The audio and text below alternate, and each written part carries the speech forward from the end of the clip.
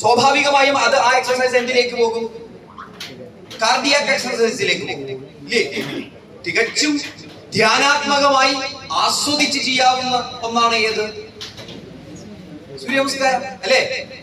ഓരോ പൊസിഷനിലും അല്ലെ ആ ശ്വാസോച്ഛ്വാസത്തെ അറിഞ്ഞ് അല്ലെ നമ്മൾ ഒഴുകി അങ്ങ് പരക്കുമ്പോ, സൂര്യ നമസ്കാരം കഴിയുമ്പോ നമ്മൾ അനുഭവിക്കുന്ന ഒരു സുഖമുണ്ട് ഇല്ലേ? എന്താ ഇതിന്റെ മറ്റൊരു പ്രത്യേകത? നിങ്ങൾ നോക്കി നോക്കൂ. സൂര്യ നമസ്കാരത്തിൽ നമ്മൾ പറയും ഓരോ പോസ്റ്ററിന്റെയും നേരെ റിവേഴ്സ് ആണ് നെക്സ്റ്റ് പോസ്റ്റർ അല്ലെ? നമ്മുടെ ശരീരത്തിന്റെ ബേസിക് താളാണ്. നിങ്ങൾ നോക്കി നോക്കൂ, ഹൃദയത്തിന്റെ പിടിപ്പ് എങ്ങനെയാണ്? അല്ലേ? ഒന്ന് കൺട്രാസ്റ്റ് ചെയ്തിട്ടുണ്ടെങ്കിൽ നെക്സ്റ്റ് എക്സ്പാൻഡ് ചെയ്യണം വേണ്ടേ? അടുത്തത്, നമ്മൾ ഭക്ഷണം കഴിക്കുമ്പോൾ എന്താ സംഭവിക്കുന്നത്? പെരിസ്റ്റാൾസിസ് മൂവ്മെന്റ് എന്നാണ് നമ്മൾ അതിനെ പറയുന്നത് അല്ലേ? അല്ലെ? എങ്ങനെയത് ചുരുങ്ങുന്നു, കൺട്രാസ്റ്റ്. നിങ്ങൾ നമ്മുടെ ശരീരത്തിലെ ഏതൊരു പ്രവർത്തനത്തെയും നിങ്ങൾ എടുത്തു നോക്കിയാൽ, ഏതൊരു ചലനത്തെയും, ഇപ്പൊ നമ്മുടെ ശരീരത്തിന്റെ ബേസിക് മൂവ്മെന്റ് ആണ്. ഇനി അതുമാത്രല്ല, ഇപ്പൊ നമ്മൾ നമ്മുടെ ശരീരത്തിന്റെ അനാട്ടമി എടുത്തു, ശരീരശാസ്ത്രം എടുത്തു. ശരീരശാസ്ത്രം എടുത്തു നോക്കുമ്പോൾ ഏറ്റവും പ്രധാനപ്പെട്ട കേന്ദ്രമാണ് ഇത്. ഏതാ? തലച്ചോറ് അല്ലെ? എന്ന് പറഞ്ഞു കഴിഞ്ഞാൽ ഇപ്പൊ നമ്മുടെ ശരീരത്തിലെ ഇപ്പൊ സെറിബ്രായാലും സെറിബെല്ലായാലും നമ്മുടെ ശരീരത്തിലെ എല്ലാ പ്രവർത്തനങ്ങളെയും നിയന്ത്രിക്കുന്നത്, നമ്മുടെയൊക്കെ ധാരണ നമുക്ക് നിയന്ത്രിക്കാൻ, നമ്മൾ ഒരു കാര്യം മനസ്സിലാക്കി, നമ്മുടെ ശരീരത്തിൽ നടക്കുന്ന അസംഖ്യം പ്രവർത്തനങ്ങളിൽ നമുക്ക് നിയന്ത്രിക്കാൻ കഴിയുന്നത് വളരെ ചുരുക്കം പ്രവർത്തനങ്ങൾ മാത്രം അല്ലേ? വളരെ ചുരുക്കം പ്രവർത്തനങ്ങൾ മാത്രം. ഇപ്പൊ നിങ്ങളെ ഹൃദയം പിടിക്കേണ്ട, ഏത് സ്പീഡിൽ പിടിക്കണമെന്ന് നിങ്ങൾക്ക് പറയാൻ പറ്റുമോ? ചെയ്യാൻ പറ്റുമോ?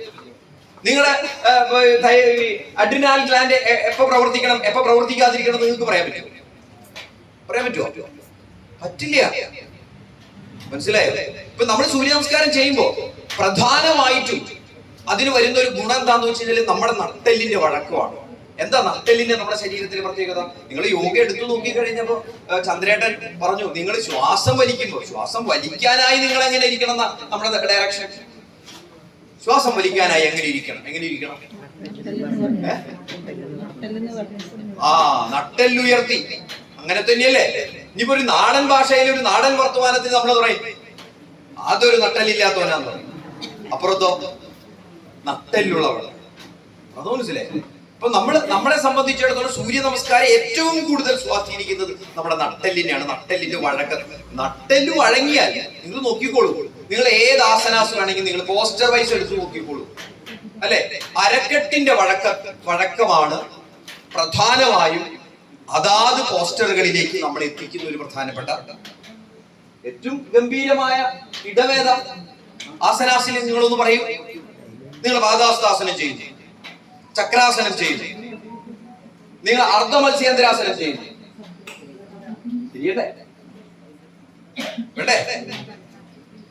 ഇപ്പൊ നമ്മുടെ ബോഡിയുടെ ഫ്ലെക്സിബിലിറ്റി ഡിപ്പെൻസ് അപ്പോൺ എന്താ? അതൊക്കെ പോട്ടെ, നമ്മുടെ ശരീരത്തിലെ ഏറ്റവും പ്രധാനപ്പെട്ട ഒരു നാഡീവ്യവസ്ഥയാണ് ഏത് നാഡീവ്യവസ്ഥ? കേന്ദ്ര നാഡീവ്യവസ്ഥ അല്ലേ? ഈ കേന്ദ്ര നാഡീവ്യവസ്ഥ ഏതിന്റെ ഉള്ളിലൂടെയാണ് കടന്നു പോകുന്നത്? പ്രേരക നാഡികളും സംവേദ നാഡികളും ഏതിന്റെ ഉള്ളിലൂടെയാണ് കടന്നു പോകുന്നത്? നട്ടെല്ലിന്റെ ഉള്ളിലൂടെ. ഇനി പിന്നെ വേറൊരു നാഡീവ്യവസ്ഥയും കൂടി നമ്മളെ സംബന്ധിച്ചുള്ളൂ. ഏതാ? സ്വതന്ത്ര നാഡീവ്യവസ്ഥ അല്ലെ? സിമ്പത്തറ്റിക് നാഡീവ്യവസ്ഥയും പാരാസിമ്പത്തറ്റിക് നാഡീവ്യവസ്ഥയും. ഈ രണ്ട് നാഡീവ്യവസ്ഥയും കടന്നു പോകുന്ന ഏതിന്റെ സൈഡിലൂടെ? നട്ടെല്ലിന്റെ സൈഡിലൂടെ കടന്നു പോകുന്നത്. നട്ടെല്ലിനോട് ചേർന്നാണ് കടന്നു പോകുന്നത്. ഇപ്പൊ ആധുനിക ശാസ്ത്രം പറയുന്ന സോളാർ പ്ലക്സസ്, ഡോക്ടറെ, നമ്മുടെ ചക്രങ്ങളുമായി അതിന് ബന്ധമില്ലേ? എന്തുകൊണ്ട്? നമ്മുടെ ആന്തരിക ഇന്റേണൽ ഓർഗൻസ് എന്ന് പറയുന്നത് നമ്മുടെ മുഴുവൻ ഗ്രന്ഥികളിലേക്കും ഹൃദയത്തിലേക്കും കരളിലേക്കും ഒക്കെ പോകുന്ന നാഡികൾ ഏതുവഴിയാ പോകുന്നത്? നട്ടെല്ലിനോട് ചേർന്ന് നമ്മുടെ ഇന്റേണൽ ഓർഗൻസിലേക്കാണ് പോകുന്നത്. അതാണ് ആധുനിക ശാസ്ത്രം പറയുന്നത്. നമ്മളെപ്പോഴും ഒരു കാര്യം നമ്മൾ മനസ്സിലാക്കണം, എന്തുകൊണ്ട് നമ്മൾ യോഗയെ ഇന്നും നമ്മൾ